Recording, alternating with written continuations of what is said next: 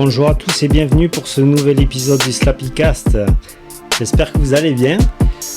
Aujourd'hui, je suis encore une fois en très bonne compagnie. Je suis avec Jordan Comtois d'Evolution Préparation Physique. Salut Jordan. Salut Sam, ça va bien? Ça va super bien et toi? Ça va très bien, très bien. Très content honnêtement que tu me reçoives pour le podcast. Ben, avec grand plaisir, écoute, le plaisir est partagé. On va prendre un bon moment ensemble pour mieux te connaître. Tu nous racontes vraiment en détail quel est ton job de préparateur physique pour les skateurs Si je te québécois. pose la question, qu'est-ce que préparateur physique pour toi? Parce que beaucoup de gens des fois m'approchent et disent qu'est-ce que ça mange? Un dimanche, un préparateur physique, qu'est-ce que c'est? Est-ce que tu sais c'est quoi un peu? Ben, moi, je pense que déjà, tu dois te renseigner un petit peu sur la morphologie de la personne, savoir un petit peu son niveau de pratique, ses objectifs, un petit peu à long terme ou à court terme, ses habitudes alimentaires, s'il dort bien, s'il dort pas bien. Mhm. Moi, je partirais un petit peu là-dessus pour commencer. Et honnêtement, j'aime la façon que tu en parles parce que beaucoup de gens souvent n'ont pas cette définition-là. Puis préparateur physique pour moi, c'est quelque chose qui est holistique aussi. C'est une approche holistique dans le sens que c'est pas juste physiquement préparer quelqu'un, c'est d'apprendre à connaître justement les habitudes de vie de la personne, son cercle social, savoir qu'est-ce qui influence aussi ses actions un peu, son alimentation, son humeur. Il y a beaucoup de choses à prendre en considération quand on veut accompagner quelqu'un pour le préparer physiquement, parce qu'il y a aussi le côté mental qui est important là-dedans. Puis comme tu le dis, moi la préparation physique, ça a commencé vraiment avec le souci d'aider les athlètes. Parce que quand j'étais plus jeune, j'ai été beaucoup dans le domaine du basketball. Okay. Puis ce qui était drôle justement, c'est que j'ai essayé de faire une équipe en 6e année. Puis le coach me dit « T'es pas assez bon ». Puis ça m'avait frustré. Fait que tout l'été, j'ai pratiqué. Il y avait une annonce qui passait à la télé, c'était une annonce Nike. Il y avait un fond noir, on entendait les joueurs avec une petite musique, mais on les voyait juste dribbler. C'était dans les années 2000, début 2000 C'était 2000, oui, c'est ça. C'était 99-2000 à peu près, okay. Dans ces années-là. Puis c'était Nike qui faisait ça, puis j'avais pratiqué tous les mouvements. Puis quand je suis revenu l'année d'après en secondaire 1, pour le camp, le coach a fait que « Oh, t'es trop fort, tu vas aller en cadet ». Cadet, dans le fond, c'était souvent plus pour secondaire 2, 3, 4. Puis moi, j'étais en secondaire 1, fait que j'ai été faire un cadet 2A. Okay. Puis finalement, à la fin de l'année, les juvéniles, qui étaient secondaire 4-5, avaient besoin de joueurs parce que le nombre de joueurs n'était pas assez élevé pour qu'ils puissent se présenter à la compétition. Puis s'il était moins que 7, il était disqualifié. Okay. Fait que le coach me dit « Est-ce que tu peux venir sur le banc? » Et ainsi de suite, juste pour remplacer au cas où. Finalement, à un moment donné, un joueur s'est blessé, j'ai embarqué. Puis à partir de là, j'ai fait beaucoup de points ce match-là. Puis à partir de l'année suivante en secondaire 2, je jouais avec les secondaires 4-5 parce que justement, je m'étais pratiqué. Puis j'avais pris le temps justement de comprendre un petit peu plus comment mon corps fonctionnait. Puis c'est un peu ça aussi, toute cette histoire-là, pour dire que ça m'a amené justement à me questionner un peu sur comment optimiser un corps. Qu'est-ce qu'on doit faire justement pour être en mesure d'être prêt pour son activité physique. Pour la vie de tous les jours aussi, on parle justement de préparation physique pour les athlètes, mais on fait juste regarder présentement, les gens sont de plus en plus sédentaires, assis, problèmes de dos, problèmes d'épaule, ils ne comprennent pas pourquoi, mais souvent justement, cette conscience-là de son corps, c'est important de l'apprendre. Puis c'est aussi important justement de développer son corps. Autant que tu prendrais soin d'un véhicule, prendre soin de son corps pour se permettre d'optimiser ses activités et son mode de vie aussi en général. Exactement.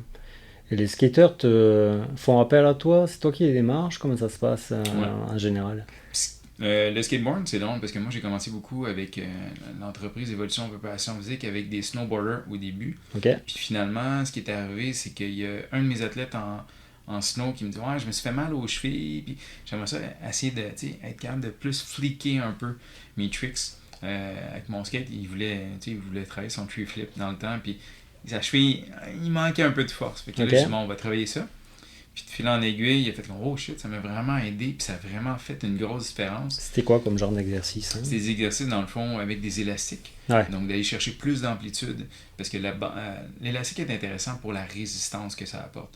Puis il faut penser quand on fait du skate que quand tu commences à faire ton tricks une fois, 2, 3 fois, l'endurance est là, il n'y a pas de trouble. Mais quand ça fait 1 heure, 2 heures, 3 heures que tu essaies de faire le tricks ou tu es vraiment un spot. Parce qu'il y a beaucoup d'athlètes, même des fois, qui vont faire des parts vidéo, puis ils font comme, ok, ben là, tu as comme genre 1 heure pour, dans le fond, faire ton tricks. Et là, tu fais redo, redo, redo. Fait qu'à un moment donné, la fatigue embarque. Puis ce qui est intéressant avec les bandes élastiques, c'est qu'on peut travailler un peu la résistance. Ok. Comme justement le fait de répéter quelque chose souvent. Puis le fait de le faire avec une résistance qui demande à ton corps de forcer un peu plus, ça fait que tu as beaucoup plus de facilité à être capable de faire plus de volume. Puis souvent, on se fatigue beaucoup moins rapidement. Fait que ça a commencé au début avec un de mes athlètes en snow. Puis de fil en aiguille, moi j'ai fait du skate quand même longtemps quand j'étais jeune. Ouais, raconte-nous tout ça un petit peu. Je me suis blessé, par exemple, à maintes reprises. Puis on dirait qu'à un moment donné, je me suis comme éloigné du skate. Puis T'étais ado? Oui, quand j'ai commencé à faire du skate, même pour faire une histoire courte, la première fois, je pense que j'avais 8 ans. Ok. C'était une des amies de ma mère, que sa fille, elle avait un genre de penny. Tu sais, les petits skateboards, là, Oh, oui. puis c'était en fibre de glace. Hmm. Fait que j'avais ça, puis il était tellement étroit, puis moi, je roulais avec ça, puis je me rappelle, elle m'avait emmené au stade olympique, puis il y avait une pente qui arrivait dans le fond du... c'était la rue Sherbrooke, qui descendait directement au premier palier de stationnement. Puis moi, j'étais comme, je suis capable. Puis je l'avais descendu, puis on dirait que ça, juste le fait de me dire, hey, c'est comme la 3e fois de ma vie que j'embarque là-dessus, je viens de faire cette pente-là, ça m'a donné le goût, puis j'aimais le feeling, justement, tu sais, de sentir l'adrénaline, puis tu sais, la vitesse, puis je trouvais ça vraiment, vraiment le fun. C'est incomparable. Puis finalement, j'ai demandé à ma mère d'en acheter un, puis on a été comme dans un prêt sur gage, c'est comme des boutiques seconde main. Ok. Puis c'était comme un genre de cruiser, là, avec des grosses roues. Je pense que c'était un Santa Cruz. Ok. Avec la main là, Oui. bleue. Là, ouais. Avec la bouche à l'intérieur. Là. Ça a été mon premier skate comme ça. Puis j'ai cruisé avec ça beaucoup, je te dirais, à Montréal. Puis dans ce temps-là, il n'y avait pas tant de skateboard, tu sais, comme on voit maintenant. Ouais. Les plus, dans le fond, les twin tips, il n'y en a pas vraiment. C'était vraiment plus des cruisers où il n'y en avait pas beaucoup. Il y avait beaucoup de rollerblade aussi. Je me rappelle quand j'étais plus jeune, qui était vraiment, vraiment à la mode. C'est les gros rollers de street que là, les gens commençaient à utiliser. Puis finalement, c'est quand j'ai déménagé à Repentigny que là, il y avait le Exo 7. Ça a été mon premier board que j'ai eu. C'était un blind que j'avais acheté. C'était un setup qui se vendait. Il était pas cher. C'est une complete, hein? Oui. Ouais. Puis c'était vraiment... je pense que je l'avais payé pour 150. Puis je l'ai eu tellement longtemps, ce skate-là. Ouais. Puis à un moment donné, c'est ça, j'ai essayé un petit peu plus de street. Puis je me suis déboîté l'épaule à un moment donné, justement en tombant croche. Puis on dirait que ça m'a fait prendre du recul un peu, parce que là, je jouais beaucoup au basketball aussi. Puis là, mon coach était comme, lâche ça, tu vas te blesser.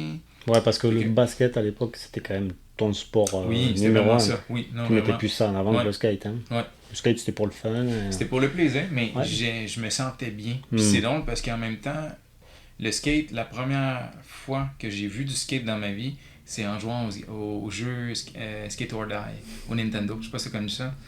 Puis je me rappelle juste de faire les tricks, je passais des heures à faire ça, puis je trouvais ça cool. Je trouvais que ça avait du style, je trouvais que c'était le fun, parce que depuis que je suis jeune, j'ai toujours aimé le côté freestyle. Puis je pense que c'est ça aussi qui m'a emmené avec le basketball, c'était le fait que tu peux s'attaquer le panier de mille et une manières. Bien sûr. Fait qu'on dirait que justement le skate emmenait ce petit côté freestyle-là, puis créatif. Puis ce que j'aimais aussi, c'est que un kickflip peut être fait d'une certaine manière par quelqu'un, mais une autre personne va y donner vraiment, va aller le poker un petit peu plus, son style, hein. va aller vraiment, tu sais, faire plus un late kickflip. Fait que ce style-là, j'aimais vraiment ça beaucoup. Fait que on dirait que ça m'a ramené quand j'ai fini le basket, puis que j'avais commencé le snowboard. Le snowboard, j'étais rendu que je faisais beaucoup de tricks, je faisais beaucoup de parcs. Fait que là, on dirait qu'avec les amis qui arrêtaient justement de faire du snow à la fin de la saison, qui recommençaient à faire du skate, je me suis dit, bon, je vais me remettre là-dedans. Puis c'est à ce moment-là que j'ai recommencé un peu. Par la suite, j'ai arrêté. Puis je me suis remis au skate. Surtout avec le surf skate, je te dirais. Après un voyage au Costa Rica, il y a 2 ans, je suis tombé en amour avec le surf il y a à peu près 6 ans. En initiant un ami au snowboard, il m'avait dit, écoute, tu m'as montré le snow, moi je vais te montrer le surf. Dans ma tête, je disais, ça va être facile. Je suis pas bon en snow, ça va bien aller. C'était pas pareil du tout. Puis je pense que c'est le fait que c'était très difficile qui me fait tomber encore plus en amour en me disant je vais devenir meilleur. Déjà, il faut être bon nageur aussi. Hein, parce que, oui, clairement, c'est 90% du temps, c'est ça. Là. Une barre de vague, déjà, il n'y a pas que le physique. Hein. Non. C'est pas nager, non. Hein. Ben oui, Ça peut être il y a la effrayant, quoi. technique Hein? qui est super importante, puis Ouais, effectivement la lecture des vagues, tu sais, comme tu dis, parce que exactement. effectivement, si tu t'en vas dans un rip current, puis que tu essaies de te battre contre, l'océan est toujours plus fort que toi. Fait que c'est sûr que c'est Non, game over déjà en partant. bien sûr. Mais le fait justement de me ramener à ça, ça m'a ramené au surf skate. Puis ce qui est drôle, c'est que en snow puis en surf, je suis regular, mais en skate, j'ai été goofy. J'ai toujours été goofy. Puis que là, j'ai réappris il y a moins de 6 mois à rider en Ah, switch. c'est malade, ça. Puis là, je recommence. C'est la Fait première que, fois que j'entends ça. ouais. Mais moi, c'était vraiment, c'est ça. J'ai toujours été mélangé à ce niveau-là. Ok. Et C'était drôle. est-ce qu'on peut parler un petit peu de tes interventions à l'ARIA Skate Club à Sainte-Marie-de-Beauce? Oui, oui, J'ai vu que tu avais donné du soutien à pas mal de pratiquants. oui. Comment ça s'est passé la connexion du coup? Mais ça fait plusieurs années justement que je fais de la préparation physique pour le snow, le surf, puis le skateboard. Je l'ai fait beaucoup avec des athlètes, je te Mhm. dirais, dont Match Winner, Antoine Guignet, Alex Morin. Puis j'ai travaillé aussi avec Louis Grégoire dans Oui, QC Skateboard Camp. exactement. Puis lui, j'avais monté dans le fond des programmes d'échauffement pour les athlètes. Un programme d'entraînement aussi que Louis continue à faire, on le voit dans ses stories, Ouais. justement avant ses camps avec les jeunes. Mhm. Puis à un moment donné, je pense Louis m'avait tagué dans quelque chose, puis j'ai vu QC Skateboard qui a comme liké. Puis là, j'ai fait c'est quoi ça? Puis là, j'ai été voir, puis là, je me suis rendu compte que ok, ils sont rendus avec une fédération. Fait que là, j'ai été justement écrire. J'ai parlé à JP de la fédération, puis j'ai dit écoute, moi j'ai un grand intérêt, j'ai toujours aimé les sports de planche, j'ai entraîné beaucoup de monde en skateboard. J'ai toujours voulu aider justement ces sports-là à se développer. Si tu as des besoins, voici mon numéro, je me spécialise là-dedans. Puis en toute honnêteté, quand j'ai commencé, au Québec, il n'y en avait pas. Là. Je me suis beaucoup inspiré de ce qui se faisait en Californie, même, D'accord. parce qu'il y avait la préparation physique justement pour le skate, le surf, le snowboard en Californie, mais il n'y en avait pas au Québec. Parce que justement, les gens se disaient souvent c'est une passion, c'est pas un sport. Hmm. Puis je pense que la mentalité a changé de par le fait que c'est de plus en plus accessible. Il y a de plus en plus de monde qui en font. Là, c'est rendu aux Olympiques aussi. Bien sûr. Les parents réalisent que, ok, mon jeune est vraiment intéressé à poursuivre là-dedans. Puis, tu sais, je trouve que c'est important justement aussi que les parents soutiennent leur enfant là-dedans parce que le skateboard, je revenais à ta question, mais je trouve que c'est une des plus belles écoles de la vie. Il faut tellement apprendre à être résilient. Puis ça donne aussi une belle discipline aux jeunes parce que avant d'avoir un tricks, faut que tu le réessayes, tu le réessayes, tu le réessayes. Évidemment. Puis tu vas te planter, puis tu vas te relever, puis tu vas te réessayer. Puis ça, ça m'a vraiment amené justement à faire comme, écoute, c'est en lien avec moi, j'aime beaucoup la communauté. J'ai parlé à JP, j'ai dit, écoute, tu fais un camp, laisse-moi savoir. Je partais au Japon l'hiver dernier, puis il m'a dit, écoute, ça te tente, on le ferait, ça va être au mois de mars, j'aurais besoin de toi une journée, tu viens de faire dans le fond les échauffements, un programme, puis une récupération. Alors Et ça, puis, c'est finalement... spécifique pour les kids. Oui, oui. Mais les Est-ce kids, que puis c'est... les plus vieux, parce qu'il y en avait Ouais. quand même qui étaient plus vieux. Il y avait Zender, pas Zender, c'est... comment il s'appelle? Il est super bon, je le connaissais. Je l'avais déjà vu au Jackalope. Ok. Ce jeune-là, je me souviens plus. Il a comme 18 ans à peu près. Il a environ, mais c'est Alors, ça, est-ce que c'est tu adaptes justement suivant l'âge Oui, hein, parce que oui, j'imagine oui. que on ne suit pas de la même manière quand on est petit que quand on est un petit peu plus formé, quoi. Non, effectivement. Tu ne vas pas les pousser de la même manière.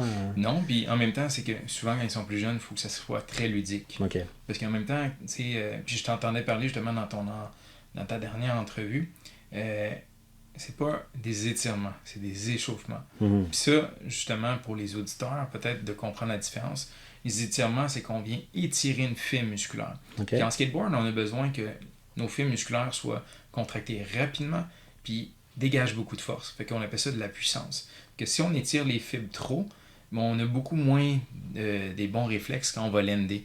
Donc si vous faites un set de marche, puis vous êtes hérissé, puis vous êtes étiré pendant 15-20 minutes avant, vos fibres sont beaucoup trop étirées. Fait que si vous êtes hérissé, le moment dans le fond de contraction est beaucoup plus long et vous risquez de faire une micro-déchirure ou même de vous tordre la Ok. cheville, tordre le genou, se faire mal au niveau du bas Donc du dos, vraiment les épaules. C'est des échauffements. On active les muscles.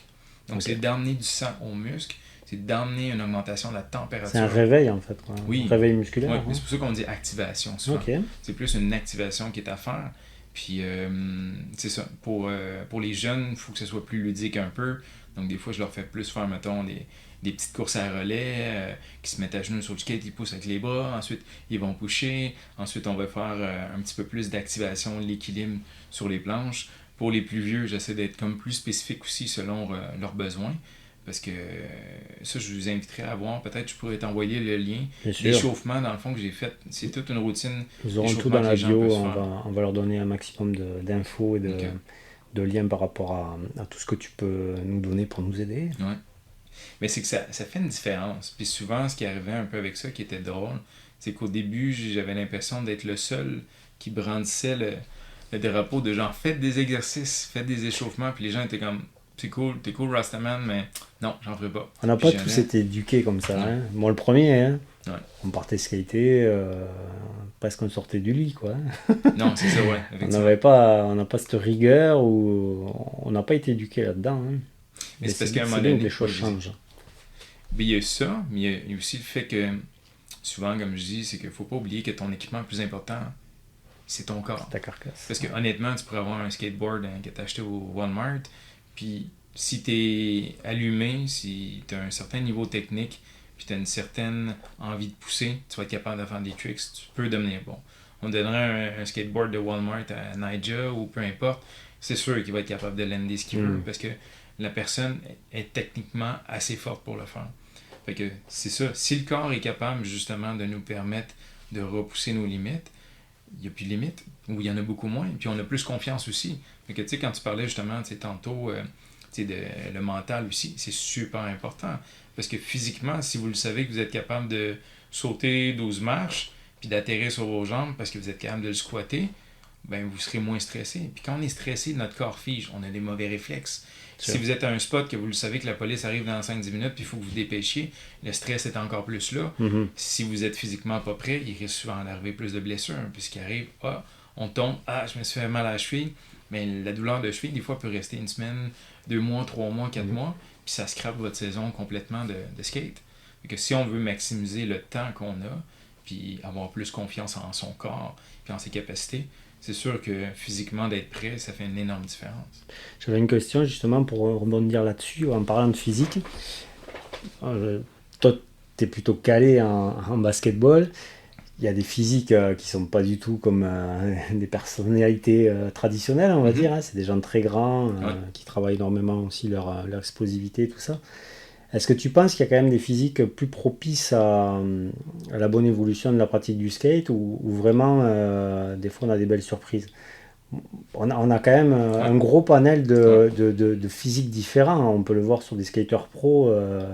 Bon, on peut reparler de Nyjah, forcément. Moi, je pense à Cordano Russell récemment, là, qui est dans l'équipe du Canada, qui a une physique hors norme. Quoi. Il fait plus de 6 pieds, plus de 200 livres. Il se move comme un gars beaucoup plus léger. Enfin, Mais regarde, mettons, j'ai de la misère avec... c'est Delachal, Jordan Delachal, ça? Comme il s'appelle... il est sur Nike. Il est tout le temps en train d'essayer justement de partir, genre, il part du flat, puis il monte le rail up. C'est Jordan Delachal? Ça se passe bien. Parce que lui, c'en est un qui est très très fort physiquement. On le voit, il est très explosif. Ça a un style. Kevin Hoffler aussi. C'est du Brésil. Que lui aussi, c'en est un qui physiquement, il est quand même assez... Il est assez fort pour beaucoup de tricks. Sinon, tu sais, on regarde... j'ai de la misère. Comment il s'appelle? Faudrait que j'y repense. Mais je pense que, mettons, pour rebondir sur ta question... Oui, il y a des physiques qui sont plus propices à ça. Si on regarde la majorité des gens qui vont bien performer en skate, c'est souvent des gens qui vont être à peu près dans les 5 et 8, 5 et 10. Ça va être des gens, mettons les Japonais sont plus petits gabarits un peu, mais les Japonais sont très forts et on les voit sur les podiums, autant chez les filles que chez les gars, surtout en street. Là. Mais c'est des gens... Yuto, je pense qu'il est comme... 150 livres, 160 environ. C'est des gens légers, mais très explosifs. Fait que j'ai l'impression que peut-être que, sans nécessairement dénigrer personne, que c'est à peu près entre 150, 180 à peu près. Les grands sont plus désavantagés un peu, Ouais. parce que dans le fond, ils ont un bras de levier beaucoup plus long au niveau Mhm. des jambes. Donc ça demande d'être capable d'aller générer plus de Ah, force pour pour popper, par ramener exemple, les comme ça. jambes un peu plus, aller chercher plus d'amplitude. Donc là, leur temps de réaction est beaucoup plus long que quelqu'un qui est plus court sur jambes, qui est super réactif, puis snappy dans ses kicks. Fait que c'est sûr que oui, j'ai l'impression que oui. Puis c'est sûr que le fait d'être très lourd et d'atterrir des gros tricks de haut, ça peut avoir plus d'impact sur les articulations, donc c'est peut-être moins avantageux. Puis tu sais, on voit pas, j'ai pas l'impression qu'il y a vraiment de gars de 6 pieds 2 en montant. Tu sais, il y en a pas beaucoup. C'est plus 6 pieds en Tyson, descendant, j'ai je l'impression. sais pas combien il doit faire, mais il paraît bien grand, Tyson Jones. Mais on n'est pas à un pied ou deux de moins, même. Ce que je veux dire par là, c'est que est-ce qu'il y a quand même sans doute plus de facilité pour les gens un peu plus petits, plus trapus, Oui, où le centre de gravité est beaucoup plus bas, quoi. oui, clairement. Clairement, c'est sûr que ça joue. Puis, c'est sûr que par exemple, c'est comme je t'expliquais justement, quand on regarde ce qui revient beaucoup sur les podiums, dans les dernières années, c'était beaucoup les États-Unis. Puis de plus en plus, c'est le Japon, le Brésil, qui Oui, est très, très, énormément. très dominant Oh oui, dans ces catégories-là. Puis c'est, c'est des gens qui sont rapides en général, qui sont techniques, mais ils ont l'air aussi d'avoir une approche que ils répètent et répètent et répètent et répètent. tu Tu sais, on penses que ce sont parlait des entraînements vraiment différents d'une nation à une autre? le Japon pour avoir été l'hiver dernier, justement, on a été Ouais, visiter j'ai un vu ça. centre. On a été visiter un centre dans le fond. C'est comme avec des airbags pour le snowboard, mais il y a aussi un centre de skateboard là. Ce qu'on s'est rendu compte, c'est que oui, tu sais, il y a vraiment beaucoup, beaucoup, beaucoup, beaucoup de volume. Puis tu sais, ce genre de centre-là, comme justement le fait d'avoir Aria, qui est le fun dans le coin, ça va aider, j'ai l'impression, un peu plus justement toute la relève Bien qui est sûr. dans le coin de Québec, ou plus à l'est, parce qu'il y avait dans le fond le Taz à Montréal qui Mm. effectivement attirait beaucoup de gens, mais dans le coin de Québec, il n'y avait pas d'énormes skateparks, tu sais, avec des gros modules qui peuvent être pratiqués durant l'hiver. Oui, l'exo est super correct, ainsi de suite, mais il n'y a pas des gros modules On peut pas compétitifs qu'on accueillir, va hein, voir. ouais. Fait que c'est sûr que quelqu'un qui viendrait d'ici, on parlait de Morgane tantôt, mais Morgane est un gars de Québec, il a bougé à Montréal parce qu'il y Exactement. avait plus justement une plus grosse scène. Puis même, il y a beaucoup de gars qui se promènent pendant l'été, c'est Montréal, Toronto un peu, des fois un peu plus même dans le coin, la côte est américaine un petit peu, parce qu'ils ont des gros skateparks. Fait que c'est sûr que on parlait du gabarit, oui, ça peut avoir une influence, mais je te dirais, c'est sûr que les gens qui, quand on regarde les Japonais, les Brésiliens, j'ai l'impression qu'effectivement, ils ont vraiment des régimes d'entraînement qui sont Intense. assez intenses, puis aussi très organisés. Ouais. Très organisés. Il n'y a pas de secret de toute façon si on Non, veut des non, puis résultats. en skate, c'est plus on répète, Ah ouais. plus on devient bon. Non, Puis non. je veux dire, après, c'est réussir un kickflip, parfait. Tu peux réussir un kickflip sur le flat, mais après, tu peux le faire sur un set de marche. Ensuite, tu peux faire un kickflip board si tu embarques sur un rail. Fait que, je veux dire, là, il y a impossibilité, Bien il y a sûr. des possibilités infinies, tu sais. Exactement. J'aurais pas pensé il y a 20 ans on serait encore là au niveau de l'évolution de Oui, ce non, sport-là. clairement, non, c'est ça. C'est stupéfiant et de jour en jour, hein. Ouais. Puis si on regarde même sur Internet, tu vas voir des fois un spot qui a été skaté. Puis là, ça va être marqué les best 15 tricks qui ont été faites. Puis là, des fois, c'est comme, boum, les années 90, fin des années 90, oups, 2010, oups, 2020. Ah, puis ça change. Parce qu'on se rend compte que la progression est tellement rendue énorme. Puis je veux dire, on le voit avec les gars, mais les filles aussi. Les filles Ah sont oui, rendues fortes. ça on peut en parler, Puis hein. je trouve ça très, très le fun, justement, de voir ça. Puis justement, de voir que les filles trouvent leur place, puis qu'ils prennent leur place aussi. Mm. Parce que souvent, ça a été vu, moi je me rappelle, quand j'étais jeune, on allait au skatepark, il n'y avait aucune fille. Là.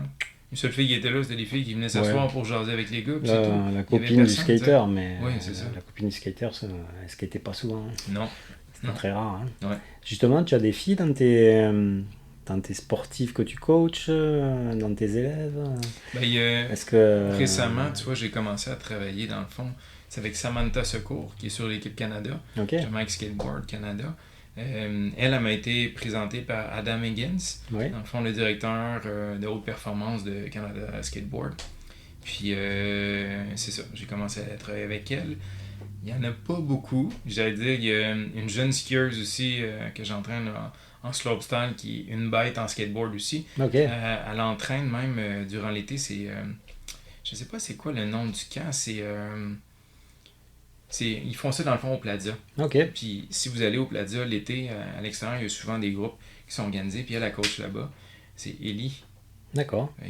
Ellie Rose est vraiment, vraiment forte aussi en skate. C'est une skieuse à la base, mais très Ils forte font en plus skate du aussi. ball ou du street? Elle a fait plus du street. Ouais. Moi, un peu plus du street, un peu. Ouais. Et t'as des pratiquants, toi, qui font du ball quand même, ou du vert? Moins, mais il y a eu Simon. Ouais. Simon Savard que tu as Oui, reçu. Justement, lui, il m'avait approché pour ça. Puis, de fil en aiguille, c'est vrai que j'avais rencontré.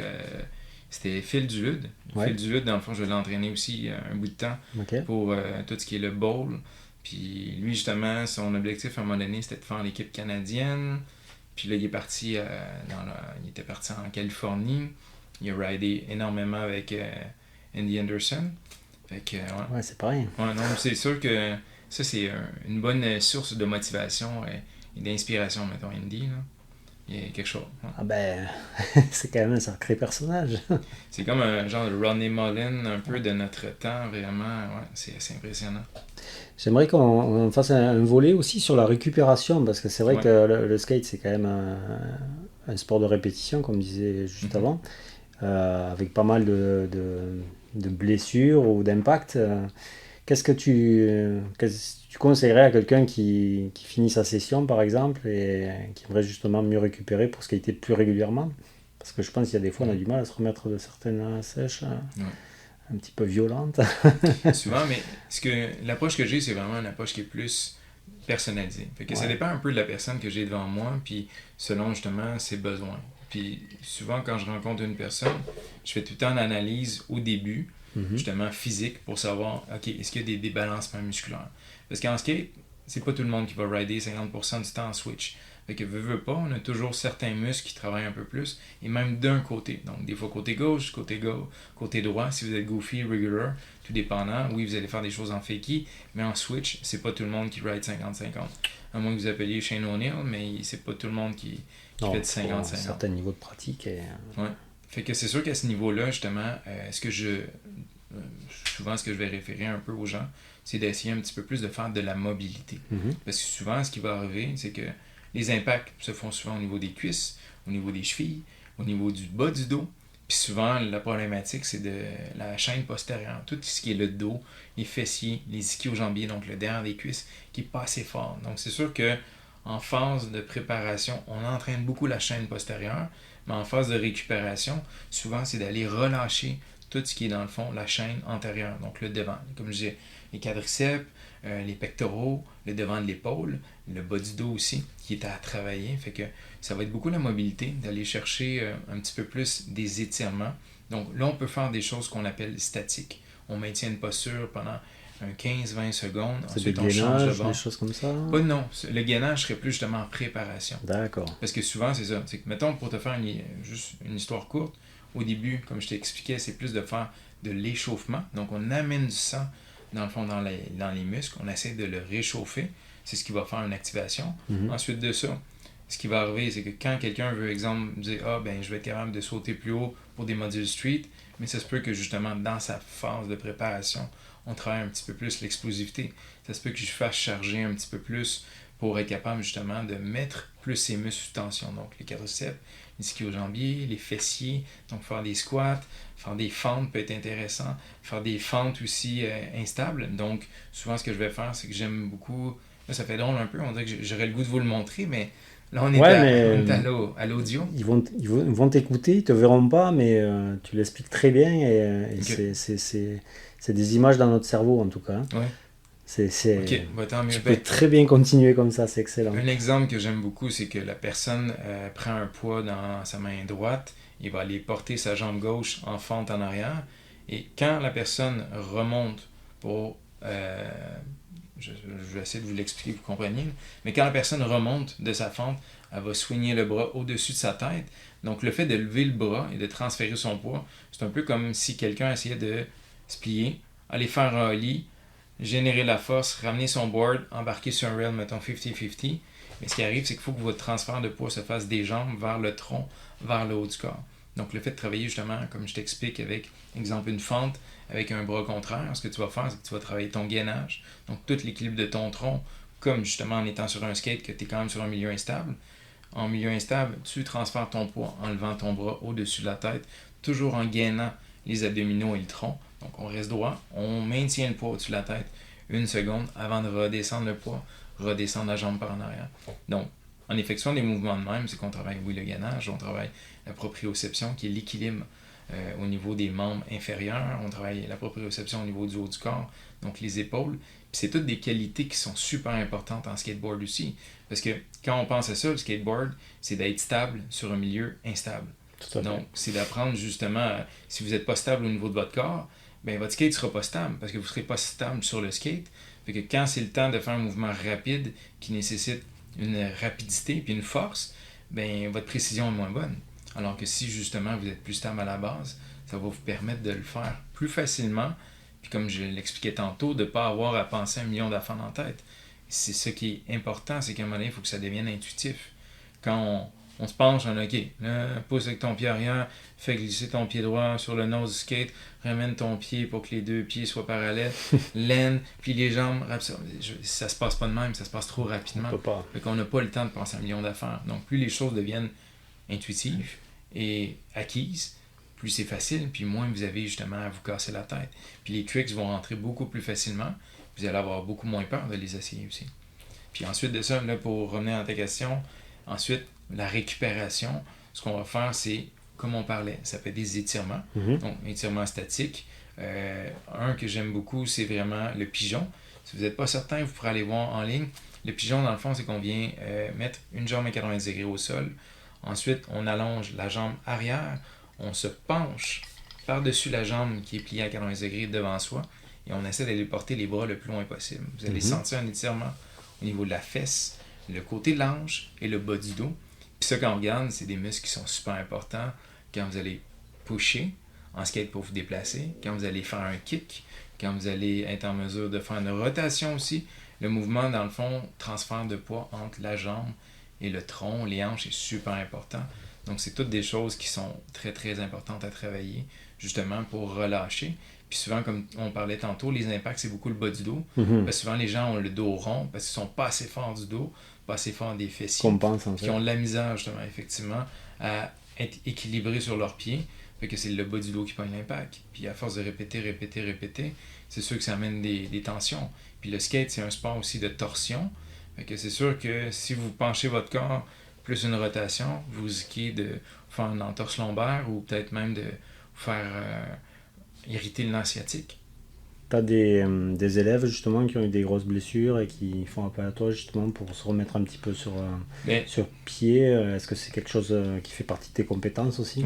Oui. Relancer les athlètes sur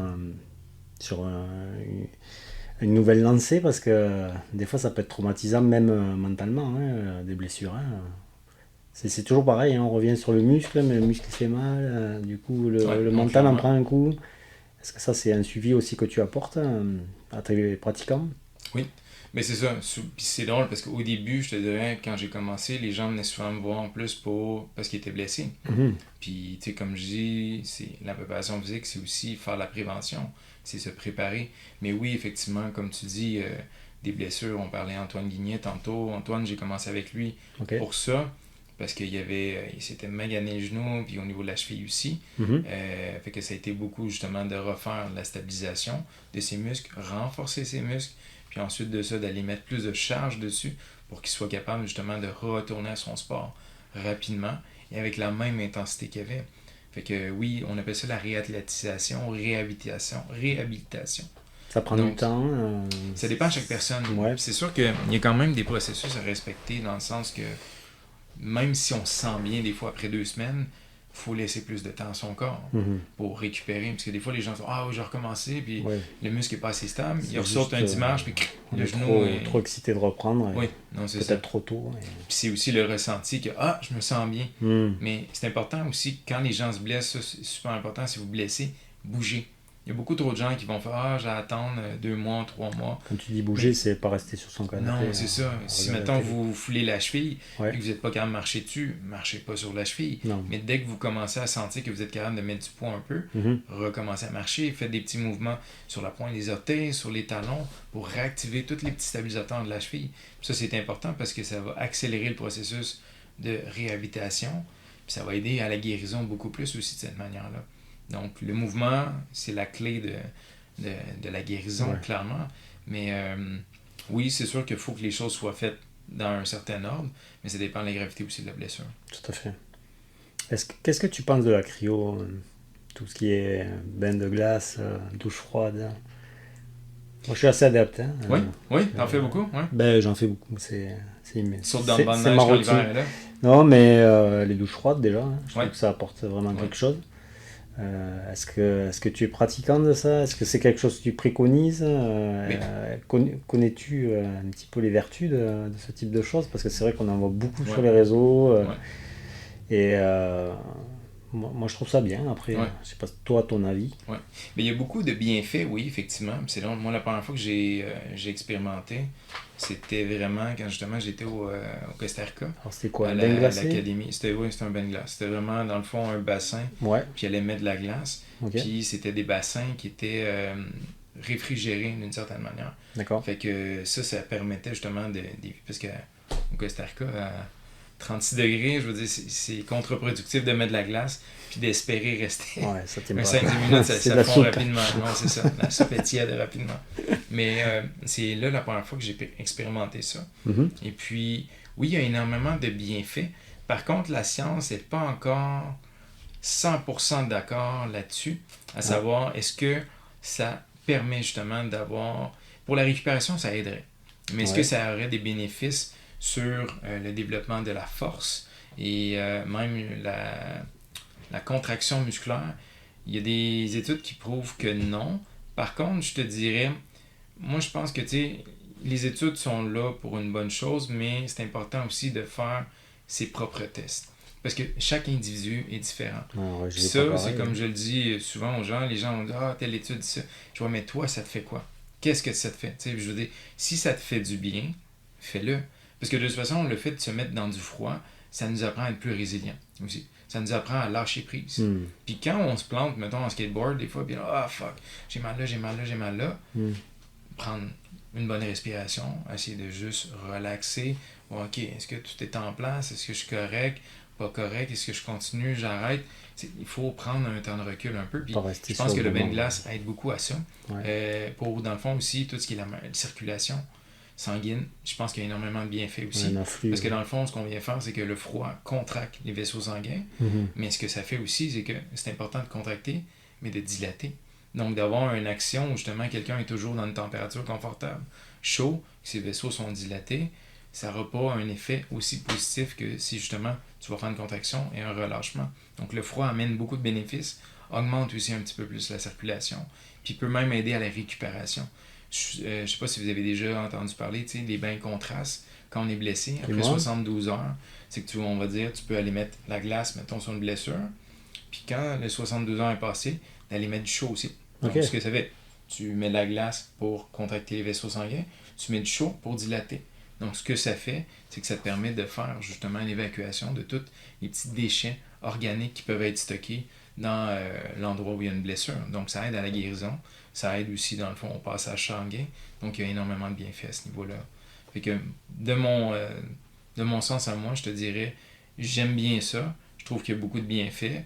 Par contre, comme je te dis, certaines études vont dire c'est pas bon pour le foot. Exemple, j'avais vu une étude qui dit c'est pas bon pour le foot parce que dans le fond, ce que ça va faire, c'est que ça va limiter l'action du muscle, donc ça va leur prendre plus de temps à retourner à la force qui était lors du prochain entraînement.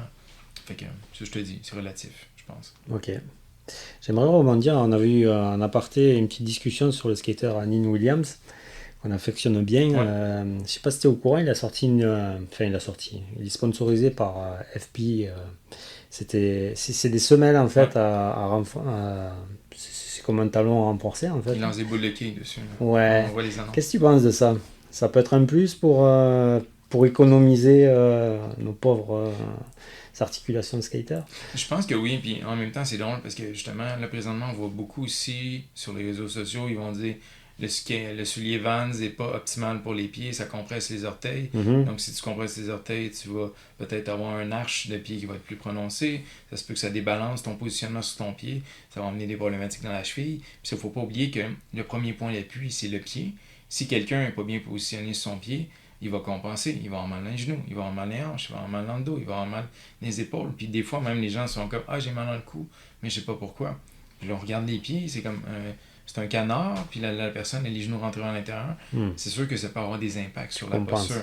Fait que justement, pour les semelles, je te dirais, oui, les semelles, il y a des semelles qui absorbent mieux.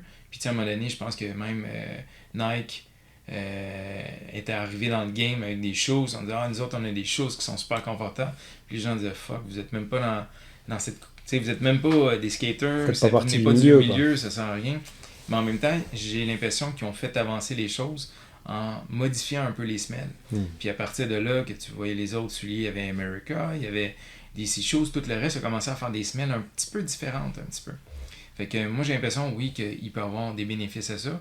Puis là encore, ça nous ramène au fait que chaque skater n'a pas nécessairement le même positionnement de pied. Non. Fait que, puis on va le voir aussi, juste l'approche de quelqu'un qui va faire un heel flip, kickflip, peu importe, il va placer ses pieds sur son skate. Il y en a qui vont être très très ouverts, il y en a qui vont être très très fermés au niveau du stance. Ça dépend de chaque personne, mais ça c'est aussi une question de comment la personne se sent en équilibre sur son skate, comment elle travaille au niveau de son pied, puis quel type de pression elle va mettre aussi sur son pied et à quel endroit sur le pied. Donc j'ai l'impression que oui, les semelles peuvent peut-être aider. C'est sûr que d'avoir un soulier que justement tu n'as pas de renfort au niveau du talon, puis tu laines sur du plat comme le 25 mars à Lyon, je veux dire, je le lainerais pas en sandales, tu vois, en babouche, là, mettons. Il faudrait un bon renfort. Il faudrait déjà avoir le courage de se jeter dans les non, c'est ça, c'est quelque chose. Ouais.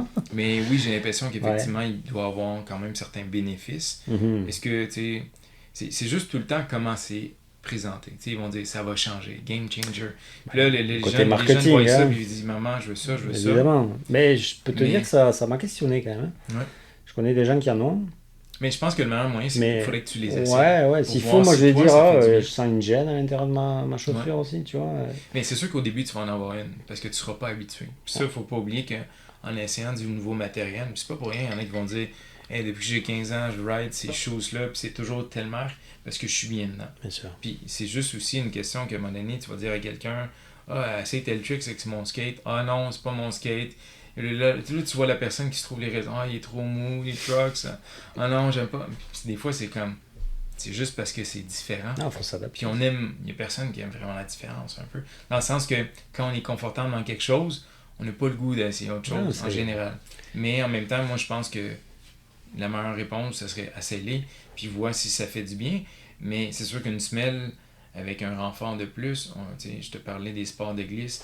En snow, en ski, il y en a de plus en plus dans les bottes parce que justement ça absorbe un petit peu plus. Il y a des semelles de plus en plus qui sont moulables, que tu peux vraiment mouler à ton pied, tu peux agencer, découper selon la longueur. Sur mesure. Hein. Oui, c'est ça, vraiment du sur mesure. Mais oui, les FP Soul, je sais pas, j'ai pas essayé. Ça questionne, ouais. Je rebondis justement sur, là tout à l'heure on parlait des fameuses 25 marches de Lyon. Je t'ai vu accompagner aussi tes élèves sur des gros sets de marches, notamment le gros 4x4 qui est à l'ARIA. J'ai vu qu'il y avait un soutien avec comme une poulie avec des sangles. Alors, j'ai peut-être pas le nom, hein, mais tu vois de quoi je parle. En fait, ils sont attachés par les hanches. Comment ça marche? C'est un harnais. C'est JP, dans le fond, qui est... Super intéressant. C'est ça qu'il me disait. Il me semble il y avait eu... il avait été faire une formation, où il avait été assisté à une formation de cirque avec un harnais. Dans le fond, il tirait la personne justement pour faire certaines figures. Puis il avait trouvé ça intéressant en disant ah, ben tu sais, crème, quand quelqu'un arrive pour sauter les marches, ça serait le fun que, tu sais, si on voit que la personne est pour pas catcher son skate ou partir tout croche, qu'on le tire pour éviter qu'il tombe. Bien sûr. Puis il a fait installer ça à Ria. Puis c'est drôle, c'est une de mes athlètes que j'ai vu essayer ça. Ben, c'est pas vrai, je te parlais des filles. Il y a Naomi Marinée. Je suis vraiment désolé, mais Naomi, si tu écoutes le podcast, Naomi, c'est la Andy Anderson féminine. Elle est vraiment bonne. Je sais pas si tu la connais. Si, je vois que Elle c'est. est vraiment Pas un style. personnellement, mais oui, je vois de Elle qui met tu un parles. casque, puis c'est. Non, elle a un style. Même que des fois, je me rappelle, tu sais, dans les compétitions, les juges, j'étais comme, comment on cote ça? C'est comme, tu sais, elle fait des tricks qu'on voyait, tu sais, dans le temps, justement. Moi, je me rappelle, c'était les premières vidéos que j'ai vues en France. C'était comme du street skate qui faisait, là, il y avait un skate sur chaque pied. Ok. Il faisait des Ouais, du freestyle, pirouettes là. un peu, ouais, mais Ouais. c'est le premier un peu, là. Fait que elle fait beaucoup ça. Mais elle avait fait une couple de stories justement où elle essayait ça. Mhm. Puis j'ai demandé, c'est quoi le feeling, comment tu te sens? Elle dit, tu sais, au début, tu te sens un peu comme pogné, mais à un moment donné, à force de l'essayer, on dirait que tu l'oublies. Puis c'est là que tu es capable de plus focusser sur, OK, c'est ça le trick que je veux faire, Ouais. je l'ai ou je l'ai pas. Puis je pense qu'effectivement, le fait de se dire qu'on a la chance d'essayer quelque chose, de le ressentir, avant de se lancer pour le faire pour de vrai, c'est sécurisant beaucoup. Bah, Puis, ça évite la casse déjà. ben oui, non. Puis mentalement, tu focuses Ouais. que sur le tricks. Non. Tu vas pas. Non. Tu te dis pas, bon, ben, je me tue ou je le Ouais. rentre. Ça devient quasiment plus stressant pour la personne qui tire la corde que la Ah personne ouais? qui le fait. Parce que là, il faut que la personne soit alerte, puis il faut qu'elle Ouais, tire parce au que bon moment. il doit falloir donner la bonne pression pour pas trop Mais- l'aider à. Je pourrais pas te le décrire à C'est- 100%, mais C'est spécial. j'ai Ouais. l'impression qu'il y a plusieurs poulies afin justement de supporter le poids Trouver une balance. via les poulies, puis pas que ce soit la personne Ah ouais. qui tire tout le poids de la personne. Parce que, tu sais, oui, avec des jeunes, c'est correct, mais tu sais, tu te ramasses avec un adulte qui essaie ça, c'est une autre histoire. Mais non, il y avait pas l'air trop de forcer, mais c'était plus le timing. Tu sais, faut que je tire à ce moment-là parce que là, il est en train de tomber. Fait que- Ok. J'aimerais qu'on rebondisse aussi sur le Jackalope. Ouais, Ça sent bien. ça s'en vient. Puis cette année, c'est au mois de septembre. Dis-nous tout là. Ouais.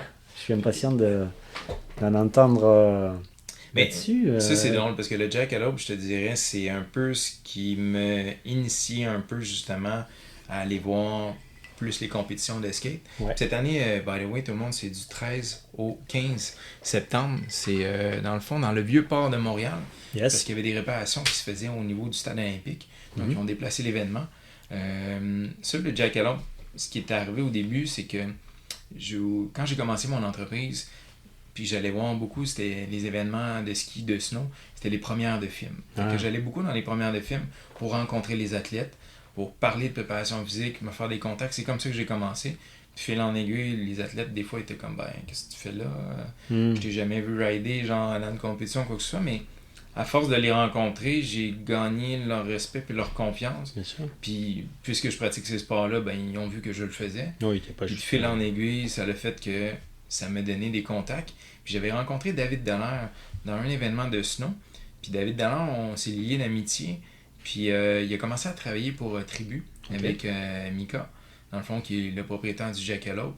Puis Jackalope est un événement de Tribu expérientiel. Les autres, ils en font plein, mais le Jackalope est comme l'événement bébé, un peu l'événement principal. Fort. Ouais, l'événement fort, effectivement, tu m'enlèves les mots de la bouche. Et puis, dans le fond, c'est que quand j'ai commencé justement à faire les événements de skate, c'était vraiment à petite échelle. Je me promenais juste dans les skateparks un peu, j'allais voir les gens, je leur proposais des tapings, je leur proposais des échauffements. Puis T'es Montréal, Québec. c'était plus Québec. Parce Ouais. que c'est ça, moi je viens de Montréal à la base, D'accord. mais j'ai déménagé pour faire mes études à Québec. Puis depuis ce temps-là, je suis ici. Et Parfait. puis, c'est ça, je me promenais dans les skateparks un peu, justement, au début, faire la sensibilisation par rapport à ça. Puis David me dit, Crème, ce que tu fais, ça serait cool que tu le fasses à plus grosse échelle. Puis il m'a proposé, ça te tente-tu, genre, d'être au Jackalope, d'avoir ton kiosque, de t'occuper des athlètes. Puis j'étais comme, je l'ai fait pour les skis, le snow longtemps. J'étais, oui, je suis certain que ça fonctionnerait. Puis de fil en aiguille, ce qui est arrivé, c'est que c'est ça. J'étais un kiosque là au début, puis dans ce temps-là, il n'y avait pas nécessairement de kiosque physio, masso, ainsi de suite.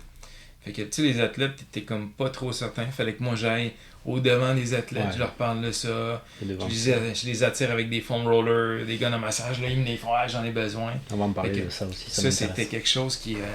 ils connaissaient ça. Je te dirais, c'était quelque chose que les skaters connaissaient. Mhm. Foam roller, Ouais. ou genre les gars de massage, mais tout ce qui est justement étirement, échauffement, préparation physique, non, c'était pas quelque chose qui faisait partie de la culture.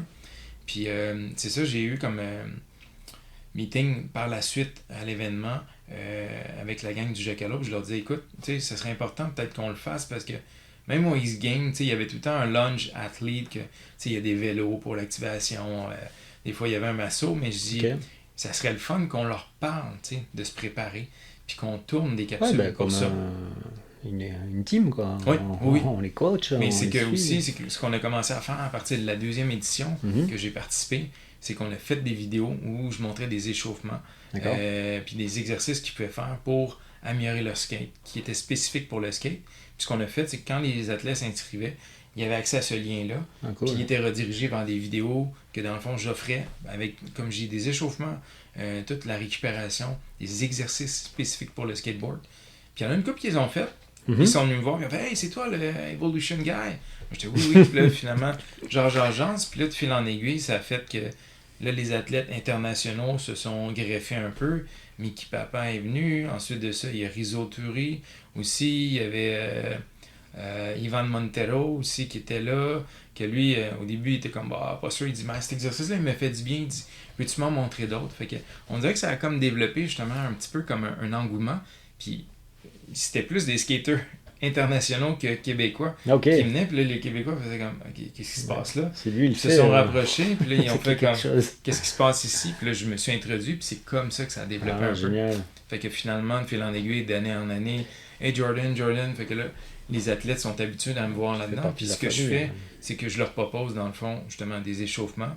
Puis je me promène un peu sur le site. Parce Mhm. qu'il y a l'escalade, il va y avoir aussi, dans le fond, c'est le base jump. Ok. Donc, ben cette année, non, je pense pas.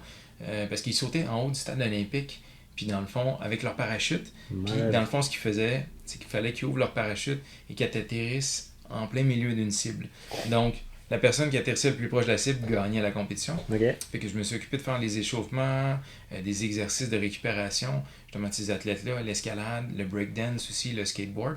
Puis je ferai aussi du taping. En skate, il y en a eu énormément. Des poignets, des genoux, des chevilles qui sont raides un peu, donc des tapings. Hmm. J'ai fait des manipulations, massage avec le gun, massage manuel, C'est thérapie manuelle efficace, ces aussi. guns. Oui, Ouais. oui, parce qu'en même temps, c'est sûr que je dois t'avouer que moi, le nombre de massages que je fais et même de traitements, je veux dire, à un moment donné, tu finis les mains Ouais, ça te fait démolies. Là, gagner. je veux dire, ça aide beaucoup. Puis ça des fois, il faut aller t'économise. justement plus en profondeur. Mhm. Puis en même temps, il y a aussi ce qui est intéressant avec ça, c'est que des fois, certains athlètes sont curieux de faire Oh, qu'est-ce que tu me fais? Mhm. Là, tu le fais de même, tu t'en vas de même, puis après, ils le refont. Ils peuvent se Fait le que c'est un faire eux-mêmes. apprentissage aussi après. Puis c'est quelque chose que, oui, effectivement, ça fait plus partie de la culture. Tu sais, maintenant, tu les vois, justement, ils arrivent un petit peu plus avant, il y en a qui s'échauffent un peu. C'était quelque chose qui était, on dirait un peu comme porter un casque. Tu sais, c'est comme non, je porterai pas ça. Ouais, c'est C'est vrai. pas sexy dans le Mm. sport, j'aime pas ça. Mm. Fait que souvent, tu sais, c'est ce qui arrivait, c'est que je me retrouvais tout le temps avec 2-3 athlètes à faire des échauffements. Puis les autres, puis, tu sais, ils partaient puis ils allaient skater, mais Mhm. finalement, je revoyais dans la journée, puis ah, j'ai mal là, j'ai mal là. Je dis, mais pourquoi t'as pas fait ça? Je te dis, je te donne 1000$ là. Puis j'étais de même, là, j'étais comme, je te donne 1000$. Fais-le demain, juste avant. Puis viens me revoir après, puis dis-moi si t'as besoin justement que je te fasse une manipulation, ce mal-là. Il fait, c'est gars, t'as raison. Fait que, tu sais, puis c'est ça aussi, c'est du bouche à oreille. C'est vraiment du bouche à oreille, puis c'est la raison aussi pourquoi je retourne dans ce genre d'événement-là. C'est que, tu sais, la communauté grossit, les gens commencent à plus en parler. Moi, je me suis fait un nom aussi là-dedans. Ouais, ben, une J'aime crédibilité. ça, puis tu sais, comme je te dis, tu sais, mon but, c'est vraiment de permettre aux gens de faire ces sports-là le plus longtemps possible. Tu sais, on en parlait justement un peu, je pense, avant de se rencontrer pour faire le podcast.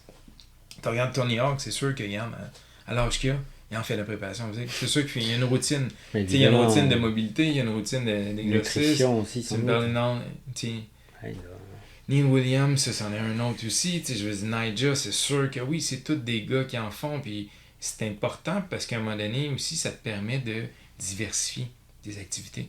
Parce que ça, c'est un problème aussi, comme je t'expliquais, par rapport à tout le temps rider de ton bord versus le switch.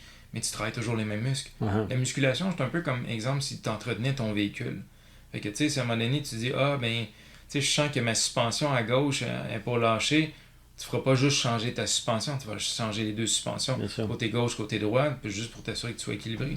Si tu as un pneu dégonflé, tu vas essayer de t'assurer que tous les quatre pneus soient gonflés égal. Donc c'est le même concept, c'est que la préparation physique, c'est un peu de faire le tour de son corps prendre conscience de son corps, sur, ouais, j'ai mal là, je suis pas capable d'avoir ça.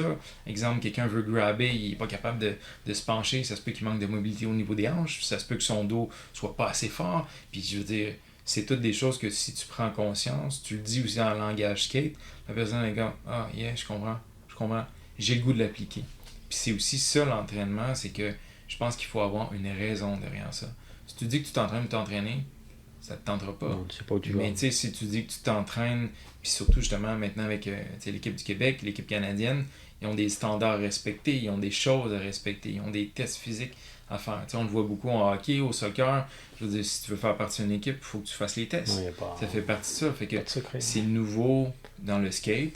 Ça fait pas partie de la culture, mais je pense que plus de gens vont le faire, plus ils vont comprendre qu'il y a des bienfaits. Puis il y a des gens qui vont dire, mais moi je me sens bien quand je fais du yoga, puis je fais plus, mettons, du gainage. Vas-y avec ça. Si c'est ce que tu as besoin, puis tu ressens, vas-y avec ça. Par contre, si on se parle, puis tu me dis que tu veux être capable, tu sais, de tenir plus longtemps sur le rail, mettons, en front blunt, puis que tu n'es pas équilibré sur ton pied gauche, puis que là, je te fais tenir en équilibre au sol sur ton pied gauche, puis tu shakes comme Shakira, mais là, on comprend qu'effectivement, il faut que tu travailles ta stabilité de ta cheville.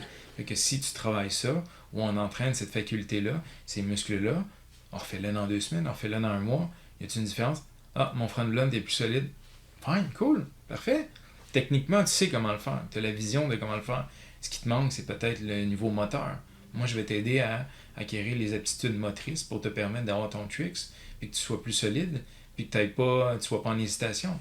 Puis que ça soit pas juste dans le genre, OK, c'est all-in, je le scène, puis j'ai comme, c'est un tricks que j'ai une fois sur 10. Tu sais, dans le best tricks, que tu sais, il y a des fois, les gars, ils font, hey, je m'essaye là-dessus, mais je l'ai une fois sur 10. C'est comme, Ouais. OK, parfait, mais Ça sera pas juste de la chance, quoi. les 9 autres fois que tu l'as fait, t'as fini à l'hôpital. Ça serait cool que ça finisse pas de même. Mais c'est un peu ça aussi, la prise de conscience de son corps. Puis à un moment donné aussi, c'est que quand tu sais ce que ton corps est capable de faire, mais tu fais comme, non, ça, j'essaie pas ça. Ça t'évite des blessures. Ça t'évite aussi des pertes de temps. Parce que, comme je dis, c'est que dans ta progression, si tu te blesses, ben ta progression va diminuer pendant une couple de mois. Versus si tu fais des choses que tu te sens à l'aise, ou que tu es comme secure, ou tu dis, OK, mon corps me permet de faire ça, je travaille là-dessus, ben tu vas développer de manière exponentielle. J'avais une question, nutrition. Je te donne un exemple. Là, je te quitte et je vais aller skater. Est-ce qu'il vaut mieux que je mange avant? Qu'est-ce qu'il faut mieux que je mange? Ça, c'est un truc, des fois, on se dit, est-ce qu'il faut manger léger? Est-ce qu'il vaut mieux un truc bien sucré ou bien gras, histoire de... On sait qu'après, on va brûler des calories. On est toujours un peu mêlé avec ça. Je te dirais, ça dépend. Ouais. Puis la raison pourquoi ça dépend du moment auquel tu vas aller skater. Ça va dépendre, est-ce que tu as mangé avant? Ça dépend du moment dans la journée dans lequel on est. Ça dépend de la température dehors. Dans le sens que, si, mettons, exemple, tu te lèves... mettons, tu dis tu t'en vas ici. OK, là, il est rendu quoi? Quasiment 9h. Tu te dis tu vas aller skater après. Tu as super à quelle heure? Ben, 6 heures. Hein. 6h. Est-ce que tu as faim? Non. Tu n'es pas obligé. Tu peux aller skater. Si, mettons, exemple, il est rendu 9h, mais tu n'as pas mangé depuis midi. Ça se peut que tu commences à fatiguer, puis ça se peut que tu aies l'impression que c'est dur. Fait qu'à ce moment-là, oui, ça serait important de manger. Sauf que en même temps, si tu dis tu veux skater, il est 9h, mais tu veux te coucher à 11h. Tu sais, tu vas aller skater, mettons, je sais pas, 45 minutes, puis après revenir chez vous, prendre une douche, te coucher, mais c'est pas le temps de manger trop non plus. Parce que finalement, tu vas nuire à ton skate, tu vas nuire à ta nuit de sommeil, ta récupération sera pas bonne, ça n'aura pas des bénéfices. Donc, tu es peut-être mieux de prendre une petite collation, justement à ce moment-là. C'est sûr que vu que c'est. Là, s'il fait quand même assez chaud, quand il fait chaud, on peut pas prendre des. On le sent. Tu sais, quand on prend quelque chose de copieux, on est la misère à digérer. Oui. Tout est plus difficile. La chaleur est accablante. Donc, c'est difficile pour le corps, justement, d'avoir à gérer la chaleur, gérer une activité physique, plus la digestion en même temps. Donc, à ce moment-là, tu es peut-être mieux de prendre quelque chose de liquide. Peut-être plus un smoothie, peut-être plus prendre, exemple, une poignée de noix, peut-être avant, avec peut-être un petit peu de sucre, mais ça peut être un verre de jus d'orange. Ça peut être prendre des électrolytes aussi, si tu es déshydraté. Parce que ça, c'est important aussi, parce qu'à un moment donné, juste boire de l'eau, s'il n'y a pas nécessairement des minéraux, s'il n'y a pas nécessairement les électrolytes dedans, ça n'aura pas un effet bénéfique. T'as des boissons que tu conseillerais? Des choses que... tu vois, j'ai commencé à essayer, c'est Organica qui fait ça. Dans le fond, c'est C'est juste un petit produit en poudre que tu rajoutes, dans le Ouais. fond, directement dans c'est dans ton eau. Ça, c'est génial. Pour vrai, je te dirais comme une boisson électrolyte. Ça, c'est Ouais. une que j'aime beaucoup. Sinon, il y a un autre produit que j'aime beaucoup. C'est Usana. C'est le Rev 3. Le Rev 3, dans le fond, c'est des plantes adaptogènes.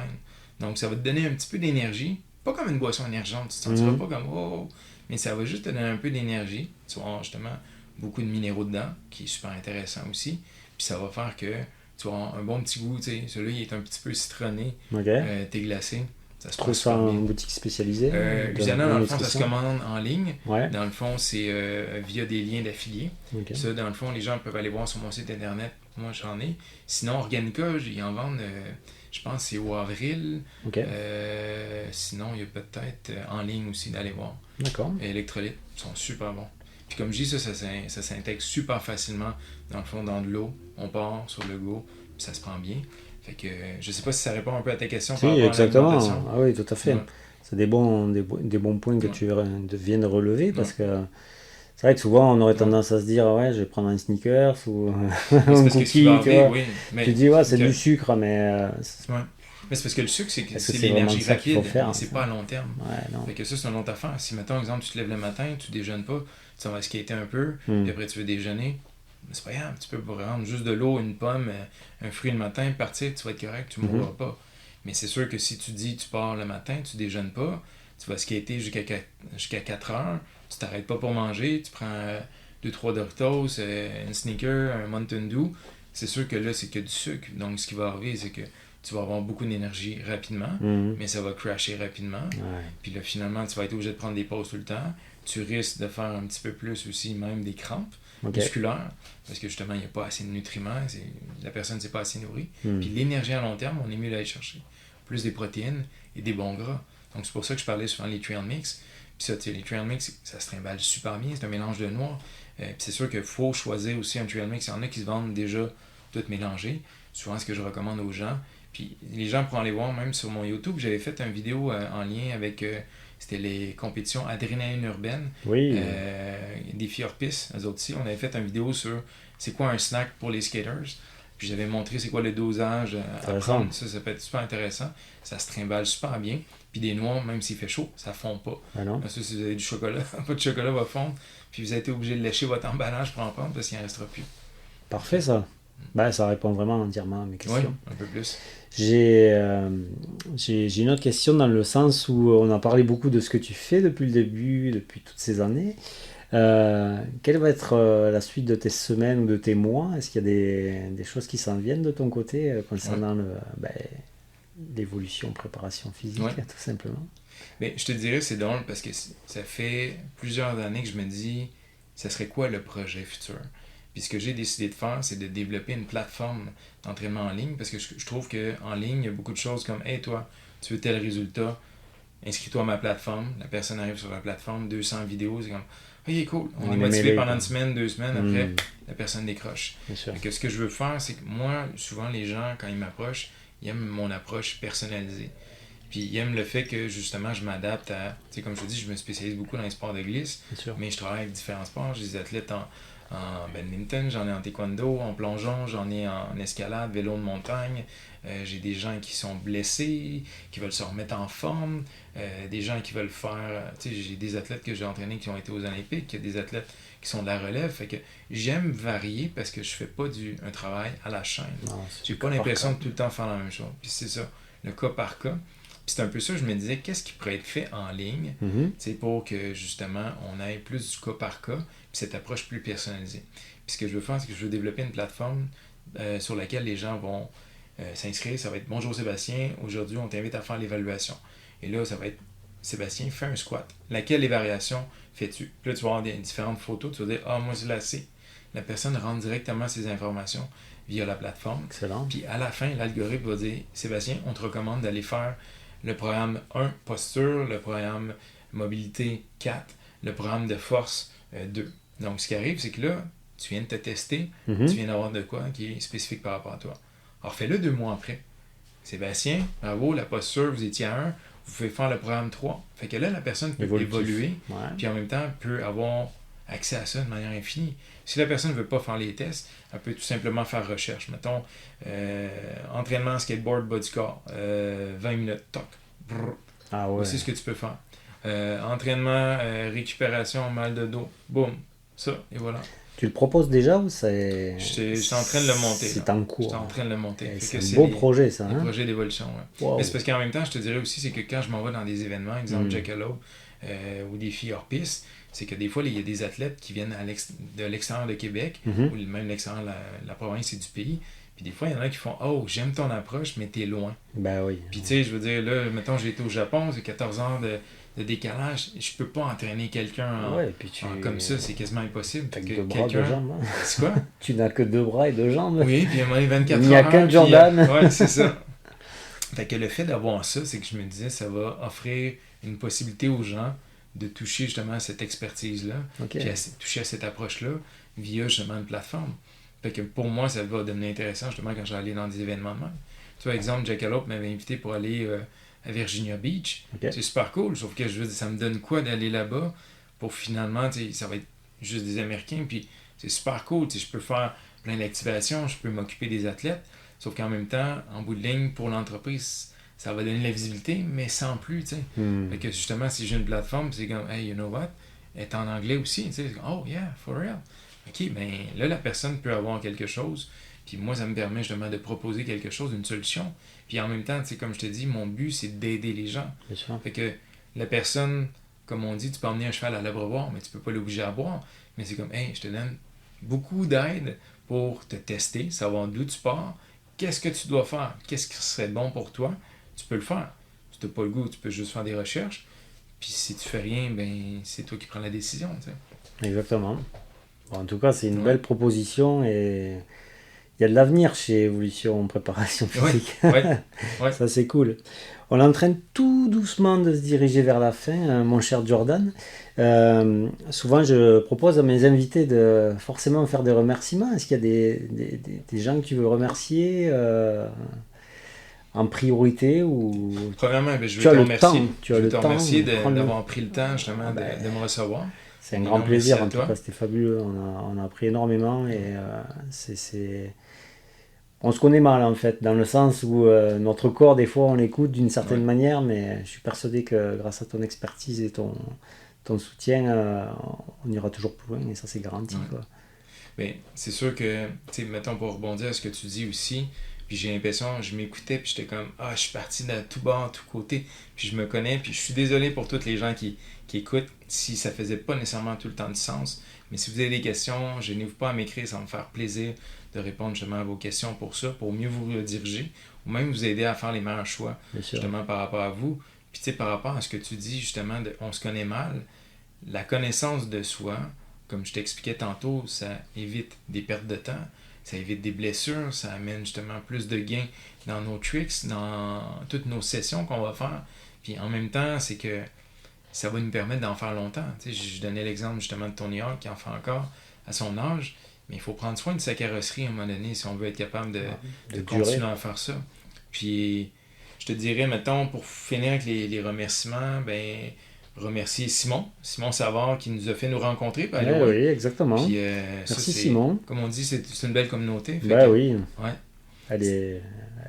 elle est très généreuse. Hein. ouais, On a la chance de connaître des gens formidables et c'est super important de Ouais. pouvoir allier nos compétences, quoi, ouais, tout clairement. simplement.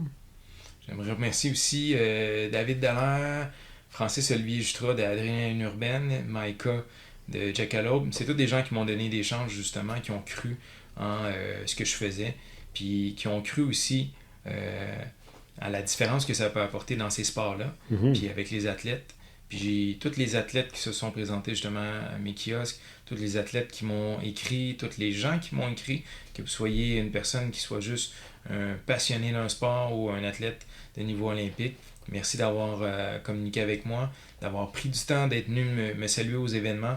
Si vous me voyez dans des événements, je suis facile à repérer avec les Rastas. Venez me voir, venez me parler. Ça va me faire plaisir de vous aider et de vous encadrer dans votre évolution. Merci beaucoup, c'était excellent. Moi, je te remercie infiniment pour ce podcast. C'était vraiment super intéressant. On repartira jamais sans un petit goodies du Slappycast. Ça j'ai reçu ça aujourd'hui. C'est tout nouveau, tout frais. Ça en est un petit t-shirt. Tiens. Brand new, Slappycast. Yes. Thanks. Merci. Tout frais. On va faire une photo, on va la mettre en ligne. Yes. En parlant de mettre en ligne, vous aurez tous les liens concernant Simon. Simon. Je suis encore ému. Dans le passé. Dans le passé. On parlait de Simon tantôt. De Jordan. Tous les liens pour le suivre, pour qu'il vous suive si vous le souhaitez aussi. Et quant à nous, on se retrouve pour un nouvel épisode dans pas long. Je vous souhaite un bon skate forcément.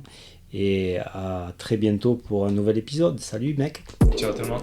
Merci à toi Jordan. C'était vraiment cool. Bye bye.